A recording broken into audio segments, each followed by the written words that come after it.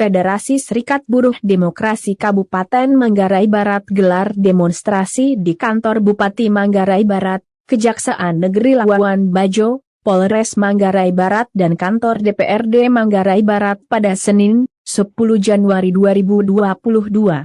Dalam aksi tersebut, Federasi Serikat Buruh Demokrasi Mabar itu mengecam keras kebijakan publik yang dilakukan oleh Bupati Edi Stasius Endi terkait pemotongan upah tenaga kontrak daerah dari upah minimum Provinsi NTT sebesar Rp1.950.000 dipotong sebanyak 50%.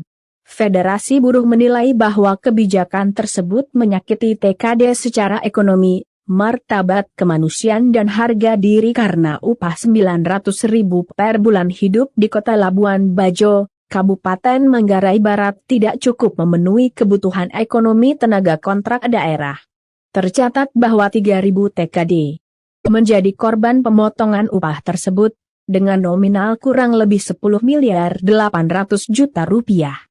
Dari pemotongan tersebut Bupati Edi Stasius Endi tidak memberikan klarifikasi penggunaan dana tersebut.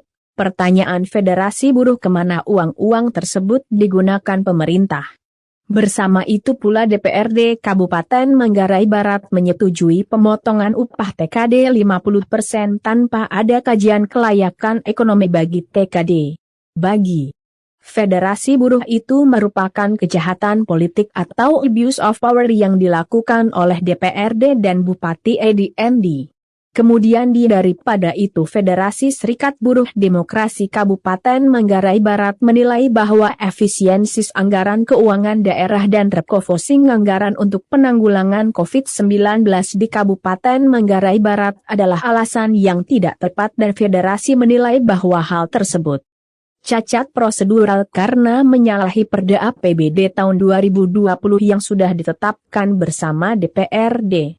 Bupati Edi Stasius Endi dan DPRD diduga mengambil upah TKD yang sudah dibahas dalam APBD tahun 2020 untuk menaikkan anggaran reses anggota DPRD yang efektivitas pelaksanaannya tidak tepat dan membunuh nasib TKD dan menghambur-hamburkan keuangan negara.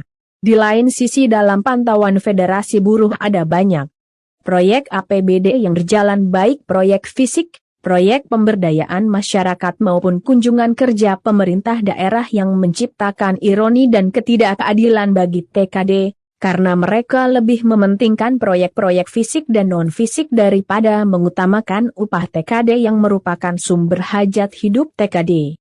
Kemudian daripada itu Federasi Buruh menilai bahwa Bupati Edi Stasius Endi menyalahgunakan kekuasaan karena seluruh kebijakan politiknya sangat melukai hati tenaga TKD dan mencederai nilai moral kemanusiaan, melanggar hak-hak tenaga TKD dan merupakan pencerminan kepemimpinan yang diktator.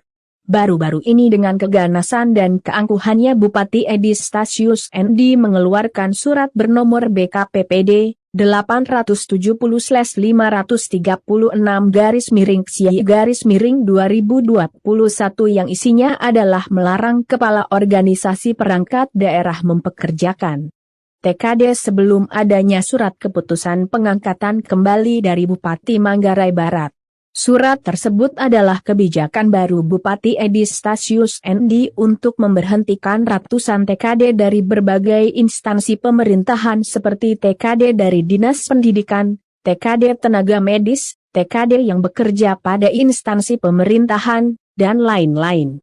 Federasi Buruh menilai bahwa kebijakan publik terbaru dari Bupati Edi Stasius Endi adalah lebih ganas sama ganasnya pemotongan upah TKD dan kedua-duanya merupakan satu paket kebijakan yang dinilai melanggar hak asasi manusia, menyalahgunakan kewenangan dan merendahkan pemimpin Kabupaten Manggarai Barat sebelumnya, mulai dari zaman Fidelis Peranda sampai zaman Gustidula atau selama 15 tahun Manggarai Barat dibentuk.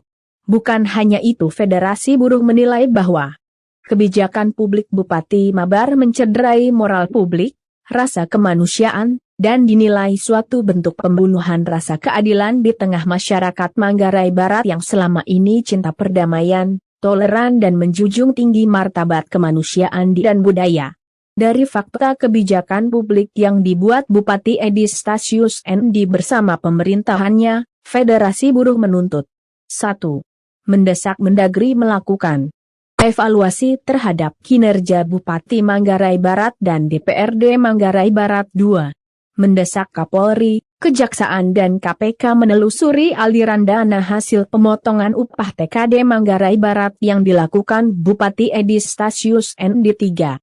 Mendesak Bupati Manggarai Barat untuk membayar upah TKD yang sudah dipotong selama 4 bulan dengan total 10 miliar lebih dan kembalikan itu sebagai hak TKD. 4. Mendesak Bupati Edi Stasius ND menghentikan wacana penghentian ratusan TKD Manggarai Barat dan mendesak Edi Stasius ND agar melakukan moratorium terhadap pengangkatan TKD baru di lingkup pemerintah Manggarai Barat. 5.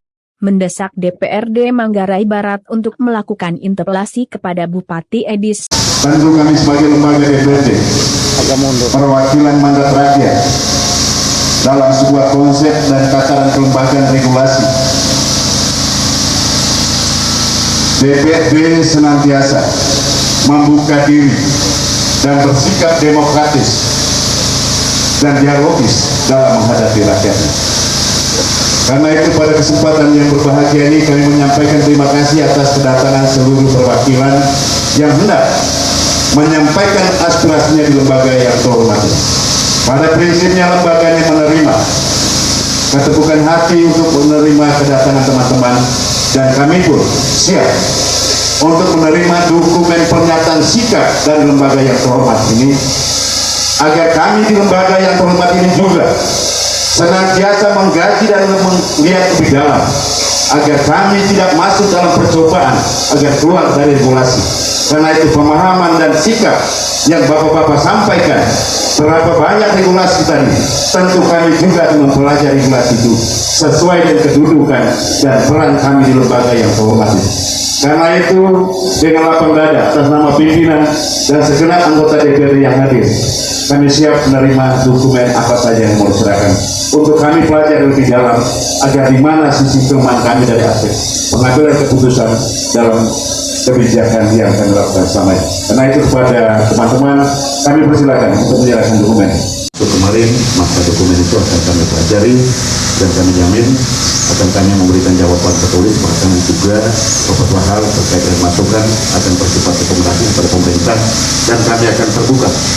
Lembaga ini akan memberikan jawaban tertulis secara totalitas dari sekian poin yang disampaikan kepada somasi yang disampaikan lembaga ini, supaya juga kita semua secara bersama mengenal bersama di mana letak persoalan sampai dinamika ini terjadi, akan bisa diuraikan secara tuntas dalam jawaban DPRD kepada baik yang ada bersifat rekomendasi atas beberapa poin yang disampaikan oleh teman-teman yang meminta ruang kebijakan DPRD, maupun jawaban tertulis kami terkait dengan keputusan anggaran yang telah disepakati tahun 2021 dan tahun 2022, akan kami secara terbuka akan memberikan jawaban kepada forum yang terhormat. Terima kasih, dan kami menyampaikan terima kasih atas kedatangannya di lembaga yang terhormat ini, dan kami akan menindaklanjuti semua somasi yang disampaikan. Selamat siang, dan mungkin ini saja yang bisa kami sampaikan.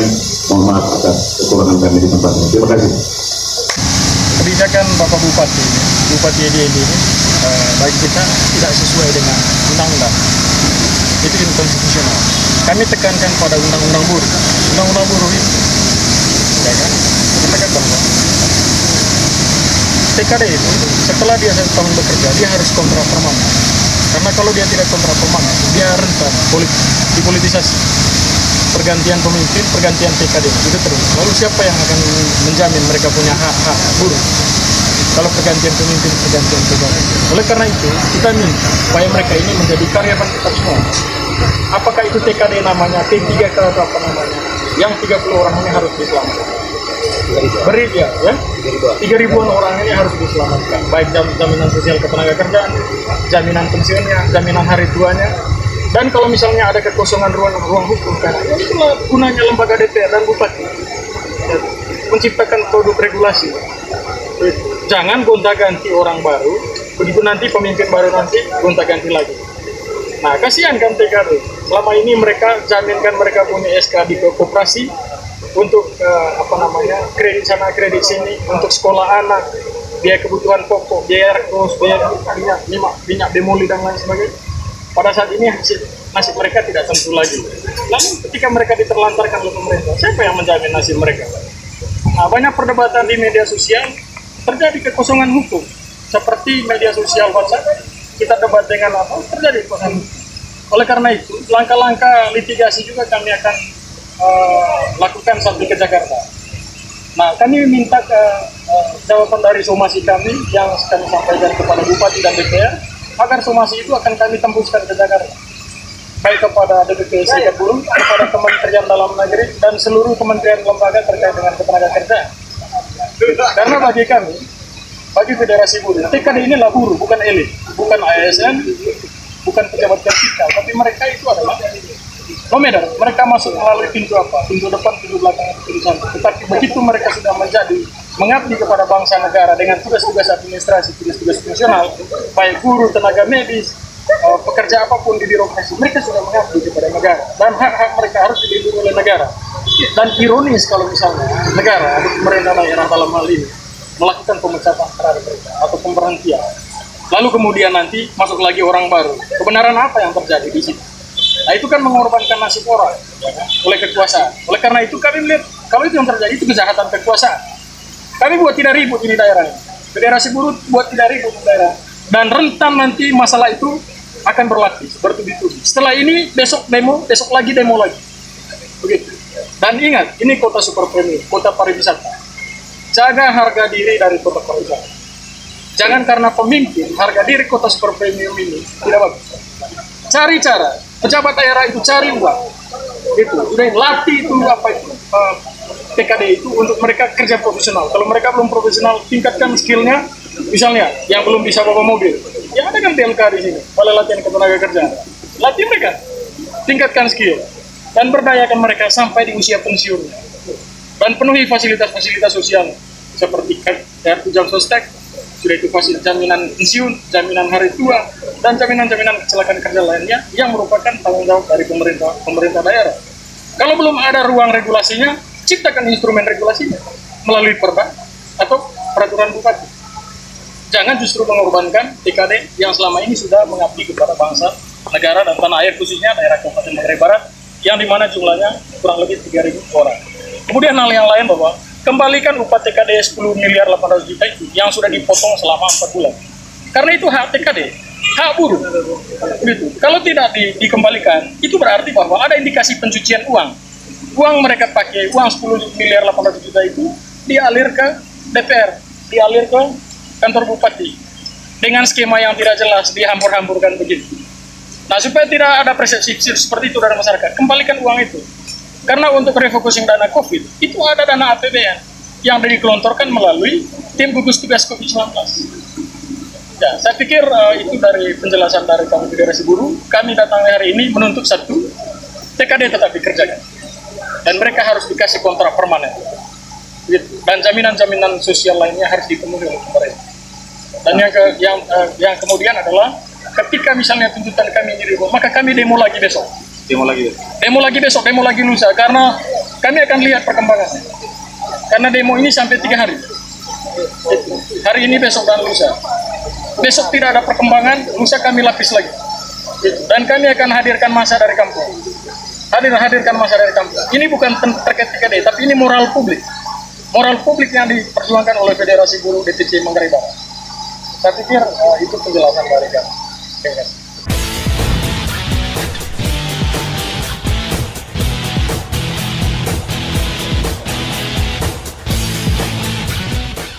Terima kasih Anda sudah menyaksikan tayangan video dari channel YouTube GBR News untuk edisi hari ini.